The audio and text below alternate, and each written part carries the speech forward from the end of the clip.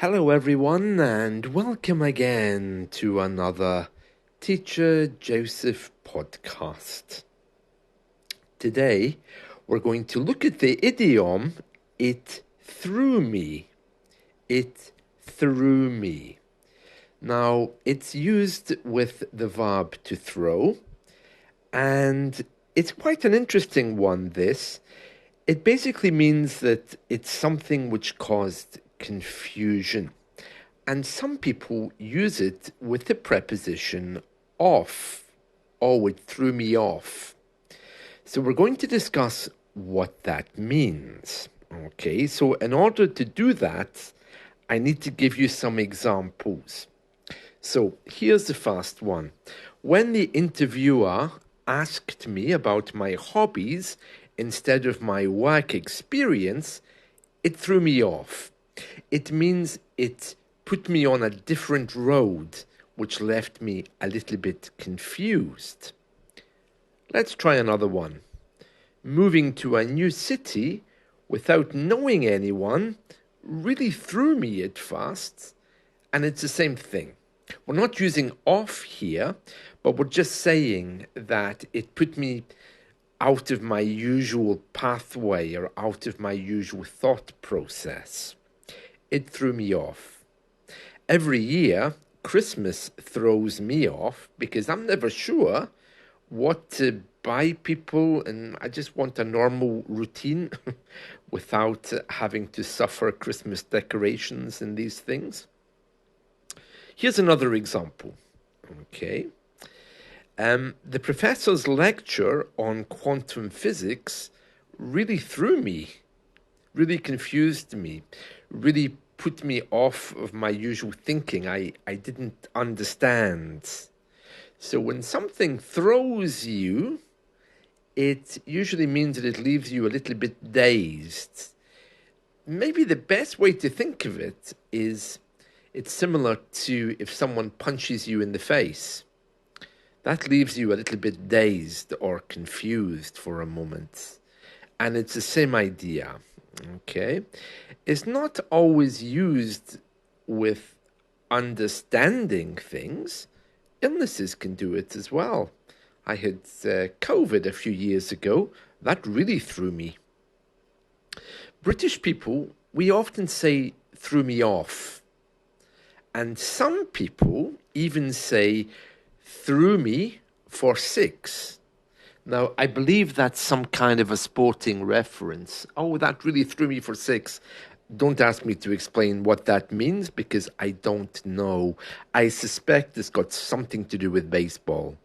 But you hear, oh, that really threw me off. Oh, that really threw me for 6. Oh, that really threw me. Okay. Hearing that my favorite restaurant had closed down really threw me last week. My gym changing its opening hours threw me as I had to rearrange my whole morning routine. Yeah, like I ever go to the gym. But anyway, it's a good example. Being asked to lead the project at work threw me. I suppose in this one, it's kind of like saying, really took me by surprise, I suppose. It's the same kind of idea. Trying to use this new software without any training threw me. Traveling to a country with a very different culture from mine threw me at first, but I quickly adapted. Now, these are all in the past tense, as you can hear. So the obvious next question is, can you use them in different tenses? And the answer, of course, is yes. In the present perfect, oh, that's really thrown me off. Yeah. In the future, let's write this document quickly. That'll really throw off the boss if we tell him we've got it done already. Another one might be, let me just think for a moment. That throws me off every time it happens in in the present. Okay, so just imagine it's like a surprise, or if someone slaps you on the face, that way it leaves you a little bit dazed, a little bit taken aback for a moment. It's kind of like that. And you can use it in a multitude of sentences. You can use it in any way that you want. Okay, so that's today's idiom. To throw you off, to throw you for six.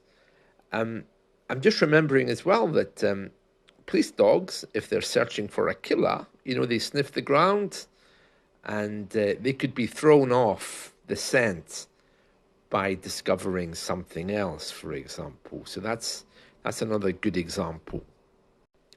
Of course, there's also a literal version of being thrown off. If you don't pay for your ticket on the metro, the inspector will come and throw you off the metro.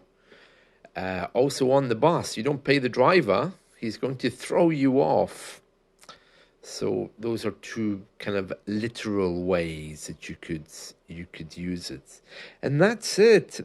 Well, as you know, Christmas is coming, and everyone's getting prepared. So today I want to do just a little bit more.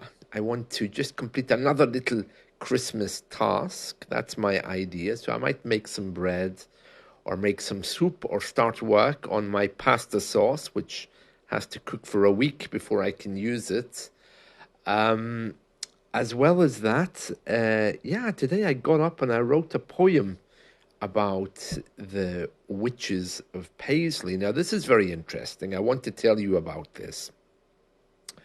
Basically, all across Europe, I'm not sure where you are listening to this, but all across Europe, in the 17th century and before, I think actually maybe the 16th is more accurate to say, all across Western Europe at least, we had a number of witch burnings. Now, these were very innocent women who basically were herbalists.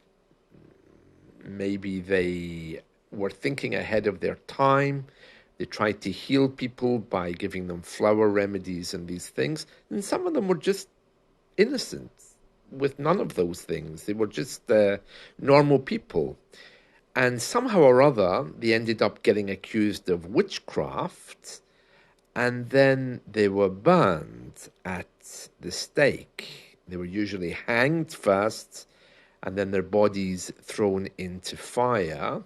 I mean, I suppose the most famous ones happened in Salem, Massachusetts, which at that time I think was under British control. Or maybe they had become independent by that time, I don't know. But we had a number of witch burnings, and the last ones to be burned in my town was the last witch burning in Western Europe. 7 witches were burned here, including 2 young boys. I mean, absolutely tragic. So at the weekend, maybe I'll go along to the monument we have on the spot where the witches were burned, and I'll make a little podcast for you. But we've been thinking about this in our town a lot recently, because they're trying to get formal forgiveness from the government for what happened. Now, the church has already apologized for their part in this. The government has apologized, but they're not actually giving pardons. They're not actually giving forgiveness for the women. I mean, I suppose it doesn't matter. It was many, many years ago. But if they offer pardons and forgiveness, it will really be a sign that times have changed. So they've said, sorry, we burned them. And of course, no one's alive that's made those decisions in those days. But it would just be a nice act to try to get those women and men forgiven who were killed for no reason. So I did my part today by writing a little poem about the Witches of Paisley. So that's what I was doing this morning. It's quite complex, so I'm not going to share it with you, but I might write an easier version because, poetry is a very difficult thing for people to understand.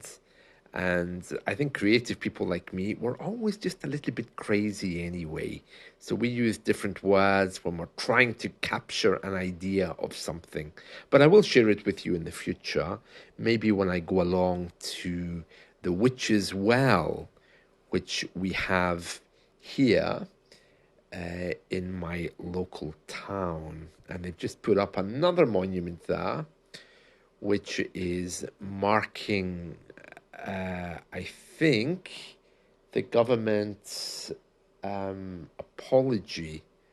I don't quite know why they put up another monument, but it's by the local government, I think, just to show that they're interested in this. But it'll be very interesting to see if the central government or if the Scottish government give a full apology for these crimes against humanity.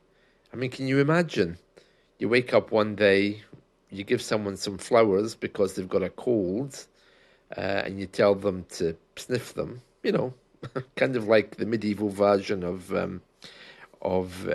going to the pharmacy, and suddenly you're arrested and you're banned. You're accused of a witch, accused of being a witch, I should say. And then the next thing you know, you're tied to a pole with people lighting flames around you. Isn't that awful? But that did happen here, and many, many people were killed in the witchcraft trials. Not only women, but men as well. So it's important that I think that's recognized. So everyone's talking and thinking about that here. So that's the news from my town. And that's it. So I'll see you all again soon. I hope you've enjoyed this, and let's talk again soon. See you. Bye.